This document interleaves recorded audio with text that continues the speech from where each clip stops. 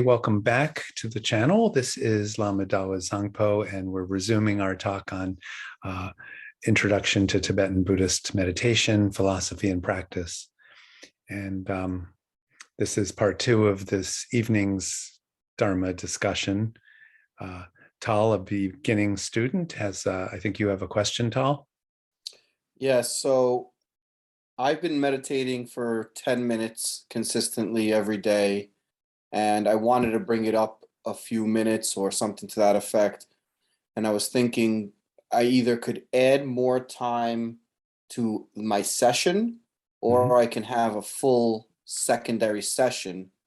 So I wanted to know what you thought would be a better thing to do. Add 10 minutes or do a whole nother 10 minutes at a different point in the day?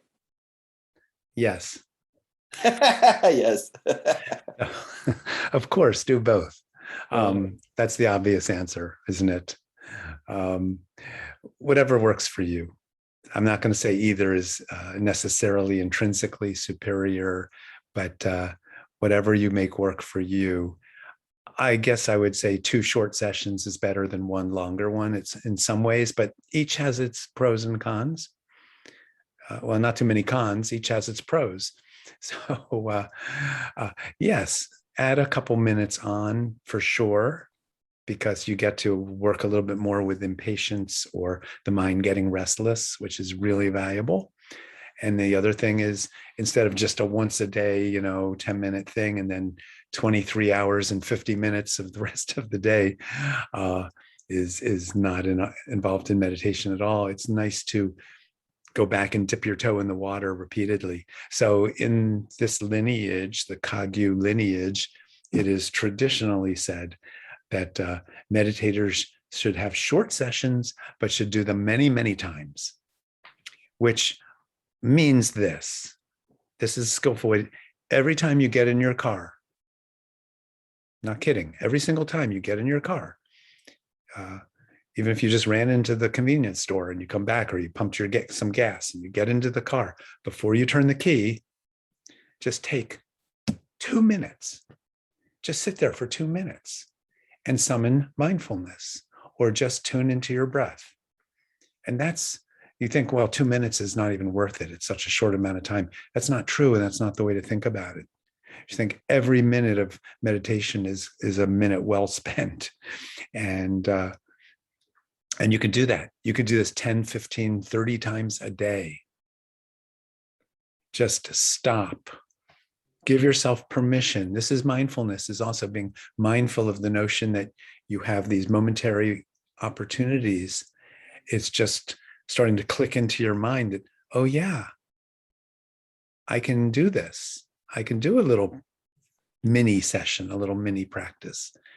And it's about intention. If your intention is to make progress, if your intention is to wake up, if your intention is to help the planet or the world or the universe, or the planet is just to lessen your own suffering, then it's that strong intentionality that will remind you and motivate you to, oh yeah, a minute here, a minute there, actually in some sense does add up. It's not the time, it's the fact that you are dropping into that meditative space, that you are carving it out of your life, or you are opening up to what is. And instead of just being on automatic pilot, going through life, essentially like a robot, just sort of, an automatic pilot, this is the chance to regain freedom for a moment or two. Like, oh, I can take a moment to try to see things in a fresh way. I can drop my preconceived notions or my compulsive life, my sort of obsessive compulsive life, where I'm just go, go, go, and I have to get to the next thing, and I have to accomplish the next task. And it's just all about schedules and time, and I have no time for myself. We can find out that that's not actually true. And so it's making an intentionality, an intentional statement of, this is actually a core value for me. So it's not either or. Add a few extra minutes to your daily practice, get up a few minutes earlier, whatever, just take that 10 minutes and little by little extend it to 12 or 15 minutes. And this is how we practice, and this is how we grow, and this is how our practice grows and develops. It should not stay the same forever. So On that same note, just a quick follow up. What about while walking? What are your thoughts on that? As far as, because it's a different, you're not standing still, but you can still access that mind state. many people say, oh, I meditate when I'm doing the dishes, or I meditate when I'm walking the dog. I would probably beg to differ that it's not really meditation. It may be, an approximation, but it's more wishful thinking. True meditation, I think we need to just not do other things and be, as we say, is an important reason why this term is used, be one-pointed. And if you're walking, you can be relaxed, you can relax your mind, you can do certain things, certainly, but you're also paying attention to your balance and make sure you're not going to walk into a tree, or a car's not coming, or, you're not going to step in some dog poop or something. So you're still distracted. There's still a lot going on. I'm not saying it's not a noble kind of thing to aspire to, but let's sort of be tough here on ourselves a little bit, and don't kid ourselves too much. I was just curious about your thoughts on that. That's my thought on it. I'm a little bit hard-edged and sort of traditional that way. But there are many schools of walking meditation, but that's in a hallway, in your meditation hall, and probably usually with other people, and you're doing a very slow, deliberate, and that is a form of mindfulness, mindful walking, where you're watching each step as your foot goes down, and you feel the ball of your foot and the toes on the floor and the lifting of your knee. And it's very deliberate and very slow. That's very different from just walking in your neighborhood and thinking, oh, I'm meditating while I'm walking. Got it. So I wanted to talk about something else tonight for a few minutes, unless you have any other questions, Tal. Not at this time. Thank you. Okay. We've been talking about many things over the last few months, and we've been talking about Buddhist philosophical contexts, and we talk about emptiness, and we talk about mindfulness, and we've talked about impermanence, and we've talked about numerous topics like this, and that's great, and they're very important. And these are things we think about. These are things we contemplate. And that's very, very important. In fact, we are taught and told repeatedly, listen to teachings or read teachings, but, get access to teachings, then mull them over. We say contemplate them, think about them, then apply in some kind of meditative way. That's traditional. That's fine. But I'm here to talk about something else.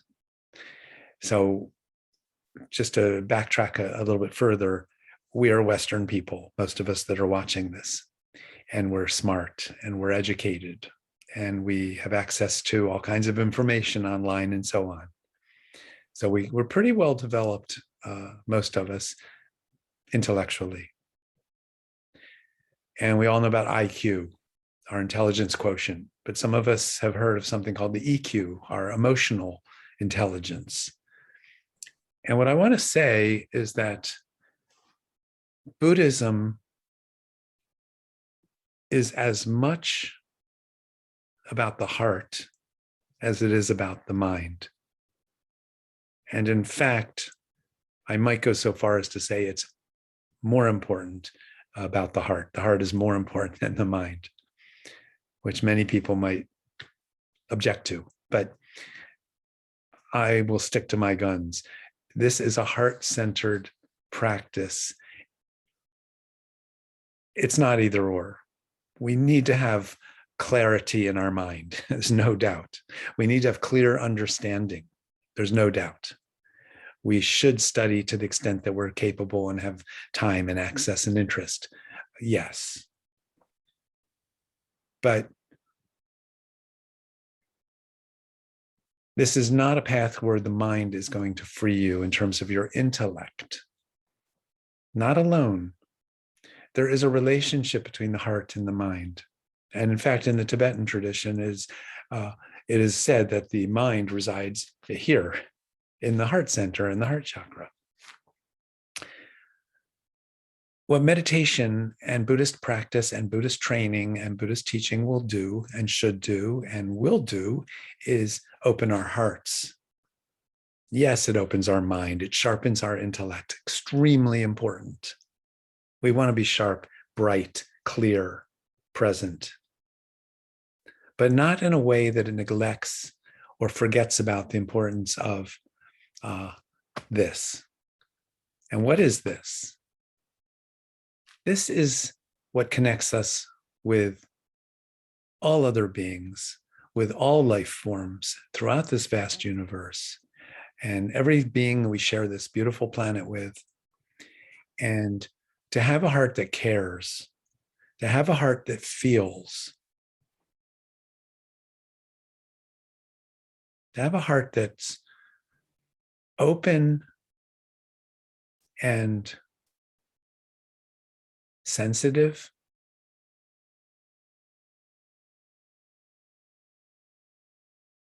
The Buddha wasn't just some brainiac, some just intellectual giant.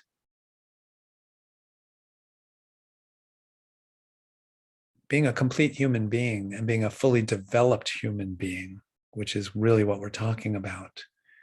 We develop everything, but we have to develop, and it's going to become very important. So we should start right from the beginning, is realize we're all in this together. We all have shared sort of fates or destiny in terms of our common sufferings, our common frustrations, our common anxieties and stresses and worries.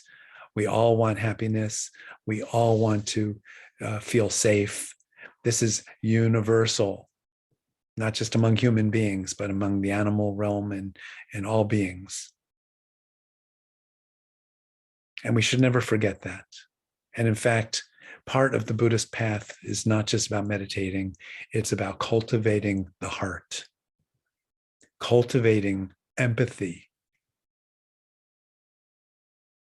and compassion and basic human kindness. We talked in a previous video about the paramitas, starting with patience and generosity and so on. These are the kinds of things where we are available to others. You know, the notion of understanding our full potential and even realizing the nature of, let's say, the nature of the self, the nature of the mind, is that it comes, the realization comes by a letting go of self-centeredness. This is the point of kindness and compassion and empathy, is those qualities that we can actually cultivate, we can work on. They lessen the tightness of holding on to the notion of a self, you know, this self-clinging, we call it, ego clinging. Dakzin is the Tibetan phrase. And to develop the wisdom of no self, we have to open up to the fact that this is not just about a constricted, self-centered view of life.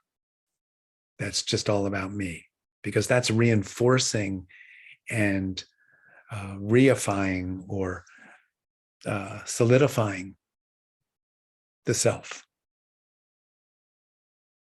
Empathy and compassion lessen the ego, lessen self-clinging. So they're not sideline things. They are part and parcel. They are essential elements in this Buddhist path and tradition. So I was reflecting, I haven't really talked about this over many months now. I wanted to kind of put across what is the foundational underpinnings of Buddhism? What are the basic core beliefs? So that's what we've been focusing on. But tonight, I think it's important to stop and take a step back and go, wait a second. So I hope this is well received. I think it's really important. So that's why I'm spending a few minutes on it. There are many practices in the Tibetan tradition that are specific to unlock and develop and to open up and expand our sense of compassion and empathy. We can talk about these in future weeks. Tonglen meditation is classic, many of you are familiar with that are watching this video. It's called taking and sending, where you use the breath. The inhale, you actually visualize that you're breathing in the suffering of others. You start with those near you and close to you, and then you can expand that out into others, even people don't know, but just by virtue of the fact that they exist, they're worthy of being freed from suffering. And you visualize you're taking that on. And then with exhaling, with every exhalation, you actually visualize and strongly have an intention that you are sending out love and healing and sort of positive, you could say positive energy to those who need it or are suffering. And we do this over and over and over and over and over, again, for 10 minutes, 30 minutes, an hour, whatever. And it's an actual meditational practice that many people do.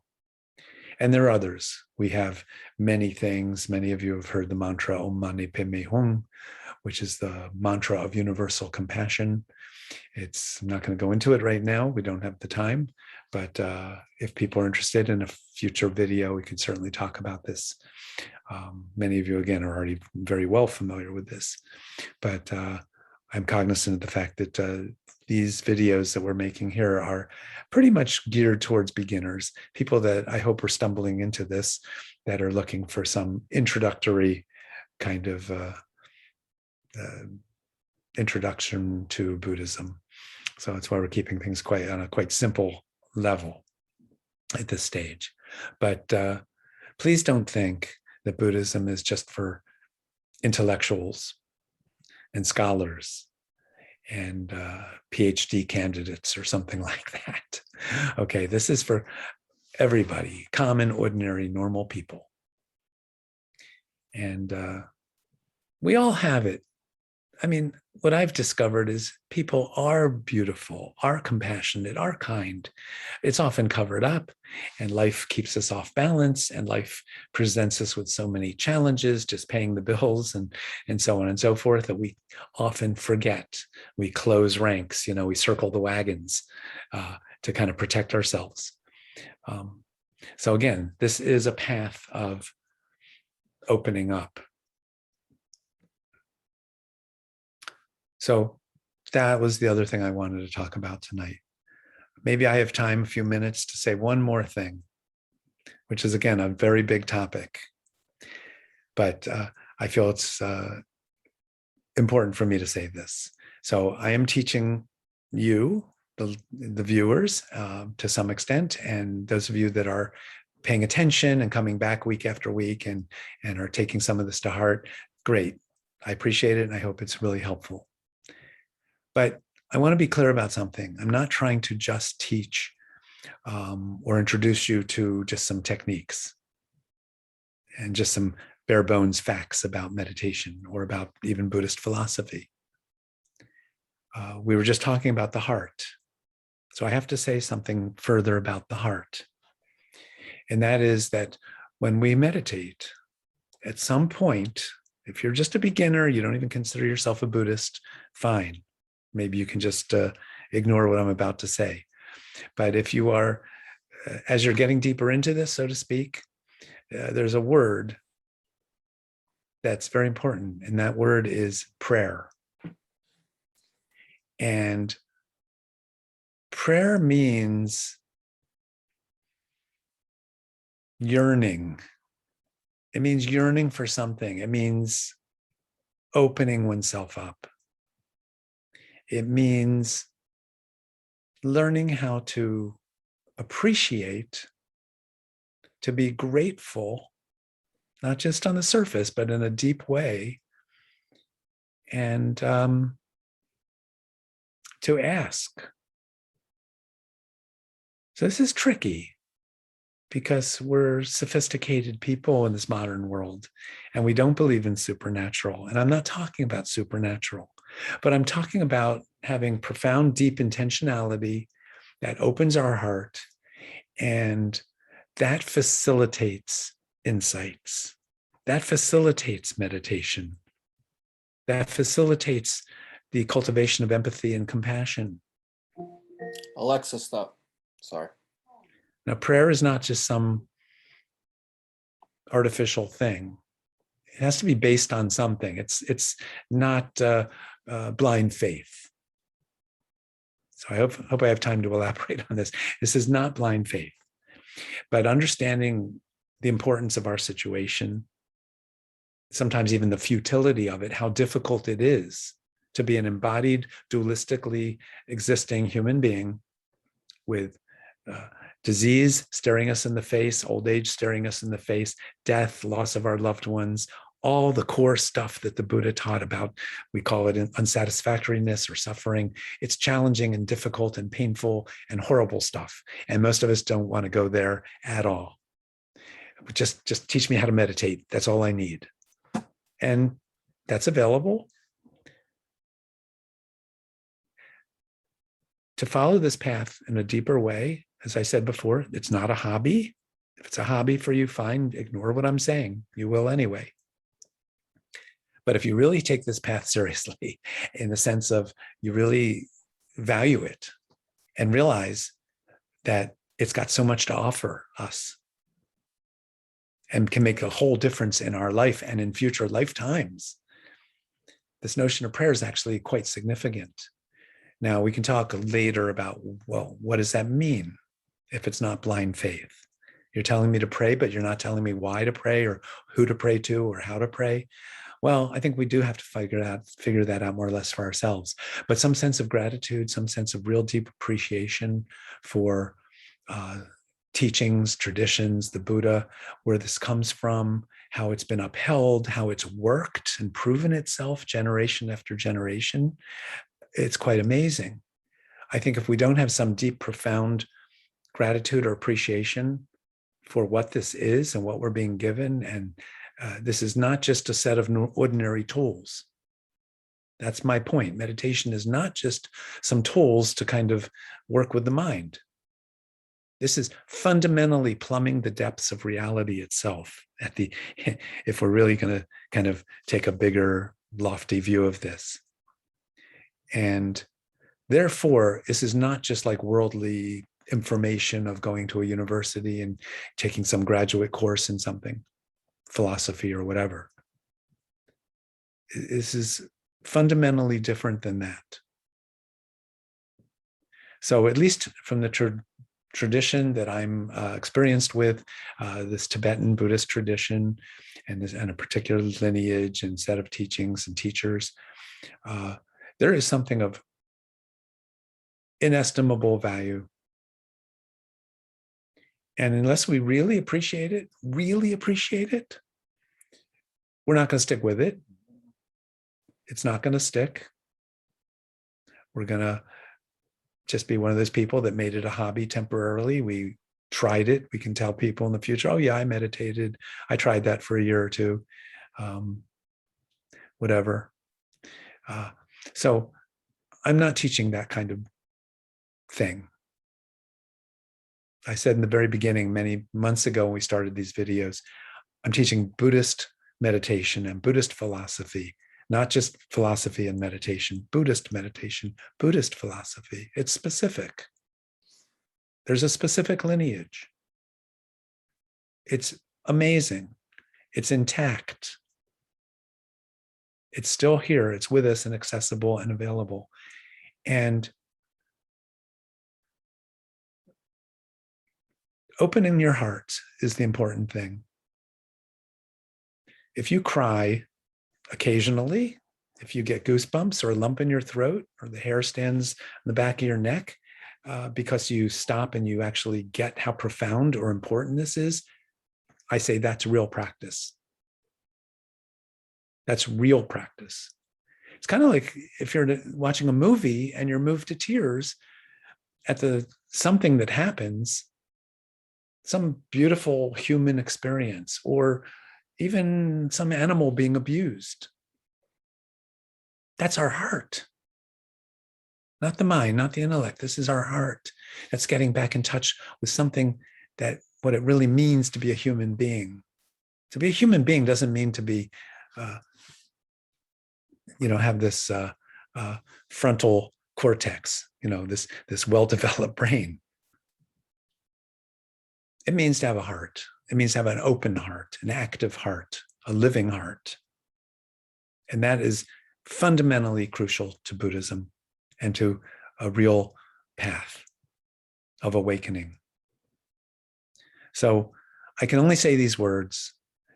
You, the viewer, you do what you do, what you're capable of, and so on. But I have to say, again, just sort of out of personal experience and just own sense of integrity, that it's my responsibility to say these things. So you can take it however you take it, grain of salt, whatever. I have no control over how people take anything that's said here. All I can do is speak from my heart, how important this is. But many people have practiced for many, many, many years, and it's a dry kind of practice. I've talked to them, I've heard, they've shared things. And again, eventually they kind of probably burn out or stop practicing many times because it's not a living practice. It becomes stale, it's dry, it's intellectual, and it's not going to last, and it's not going to get as deep as possible. Integrate your heart, develop what we call bodhicitta. We can talk about this in the future. It's really important. But the path of compassion is the path of the Buddha. And compassion is awakening. It is the awakened mind. The awakened mind is, its very essence is compassion. So there's no way around it. So I think that's all I need to say tonight. And I didn't have a particular agenda to talk about this, but it felt important. So thank you for your patience, as always. And again, if you have comments or questions or things you would like to ask or have me address, please, in the comment section, feel free, give us feedback. It's greatly appreciated and very helpful so it can serve you. Okay, thank you all very much. Good night. Thank you, Lama Dawa.